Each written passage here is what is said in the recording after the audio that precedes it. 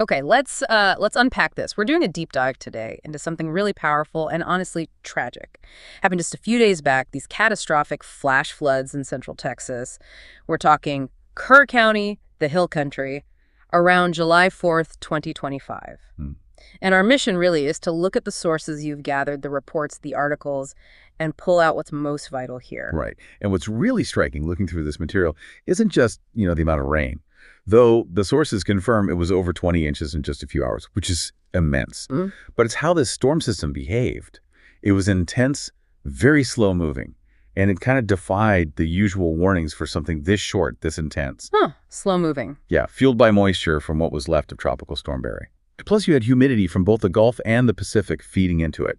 It really highlights a challenge for forecasting these hyper-local, really catastrophic downpours. That's a critical point. Yeah, the speed you mentioned and that intensity, it's hard to picture. The sources show the Guadalupe River surged, get this, over 25 feet. In less than an hour. Less than an hour. Incredible. Can you maybe elaborate on the immediate impact on people? I know places like Camp Mystic were mentioned. Absolutely. The sources, they paint a really stark picture there.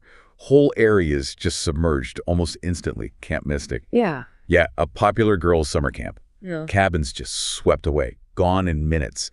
And tragically, dozens of lives lost right there. Oh, that's awful. It is. The accounts really emphasize how sudden it was, caught communities totally off guard.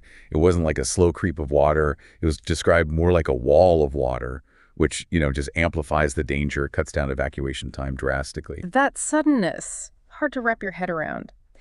So with that kind of immediate devastation, what do the sources tell us about the early warnings? Were systems in place?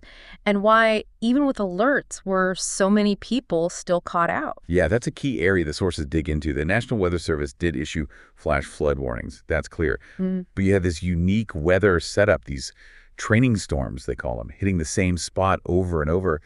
Combine that with the terrain in the hill country, steep, rocky.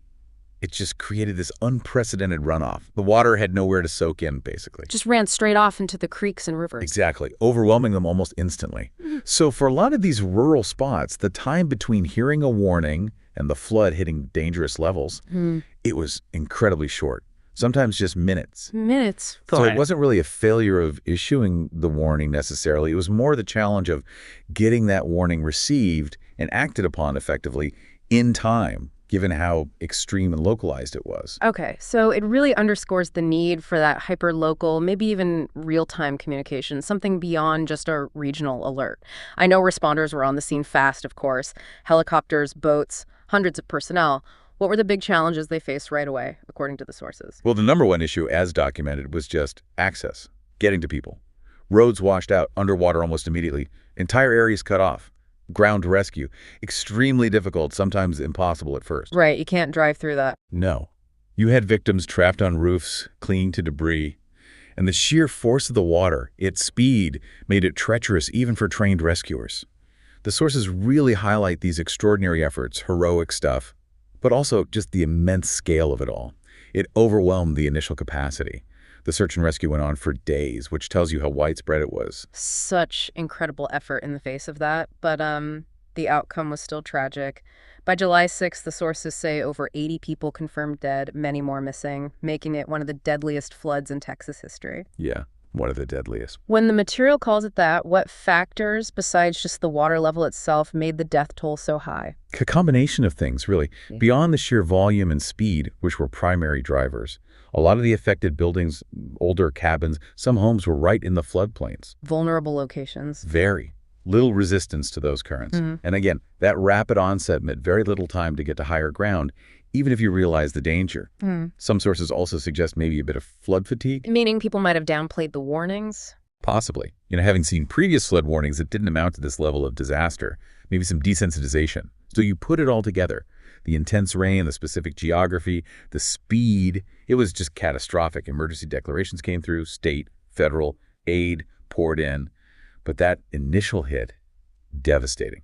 Looking back at everything we've sort of pulled from the sources here, what's the one thing that really sticks with you about, nature's power and maybe the key questions this leaves us with about response, adaptation? I think what's really fascinating, connecting this to the bigger picture, is how this event almost forces us to redefine flash flood. It wasn't just fast. It felt like, reading these accounts, a different category of event entirely. Hmm. It raises really important questions about our infrastructure, our warning systems. Are they actually equipped for these kinds of intense, localized deluges, especially in these vulnerable, often rural areas? It suggests we need to think beyond just preparing for a flood. We might need to adapt to a whole new level of, well, meteorological intensity. A new level of intensity. That's sobering. So, for you then, thinking about those tragic lessons from Kerr County, what's maybe one practical step? Something communities in similar areas should be thinking about to better prepare for something so extreme, so sudden,